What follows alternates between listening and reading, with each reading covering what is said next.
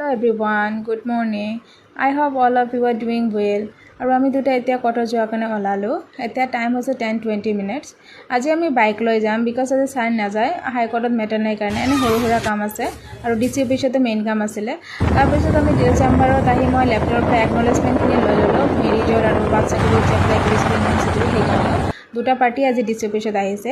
আমি এনে হাইকোৰ্টত আহি মই এটা মেট্ৰৰ লিষ্টিঙৰ কাৰণে মই ৰিপ্ৰেজেণ্টেশ্যন দি দিলোঁ যোন ৰেজিষ্টাৰৰ তাতে, কাৰণ এই মেটাৰটো বহুত দিন আগতে উঠিছিলে। তাৰপিছত আকৌ মেনশ্যন কৰিব লাগে কাৰণে মই লিষ্টিঙৰ কাৰণে দি দিলোঁ ৰিপ্ৰেজেণ্টেশ্যনটো। তাৰপিছত চাৰ্টিফাইড কপি এটা লাগিছিলে অৰ্ডাৰৰ জাজমেণ্টৰ কাৰণে, সেইখিনিও মই এই এপ্লিকেশ্যন এটা কৰি দিলোঁ।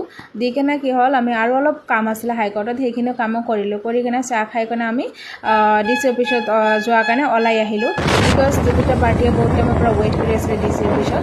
তাৰপিছত এই ইনকাম চাৰ্টিফিকেট যে এপ্লাই কৰিছিলোঁ সেই পাৰ্টিটোও আহিছিলে, সিহঁতক লাগি আছিলে কাৰণে। তাৰপিছত আমি ডি চি অফিচত আহি দাদাহঁতক মেৰিজ কৰাই দিলোঁ। সিহঁত দুটা অলৰেডি মেৰিড হয়, মানে সিহঁতৰ পষ্ট মেৰিজ আছিলে। যিয়েই নহওক আমি মেৰিজটো কৰাই দি কিনে চাৰ্টিফিকেটটো উঠাই কিনে মই দি দিলোঁ। আৰু তাৰপিছত ইনকাম চাৰ্টিফিকেটখিনি বাৰ্থ চাৰ্টিফিকেট উঠাই কিনে সিহঁতকো দি দিলোঁ। দি কিনে আমাক সিহঁতে পাৰ্টি দিছিলে আৰু আজি পাৰ্টি চাৰ্টি কৰি আমি ৰুমৰ কাৰণে ওলাই আহিলোঁ। আৰু অলপ কাম আছিলে সেইখিনি শেষ কৰি ৰুমৰ কাৰণে ওলাই আহিলোঁ। যিয়ে নহওক ভালকৈ থাকিব, বাই বাই।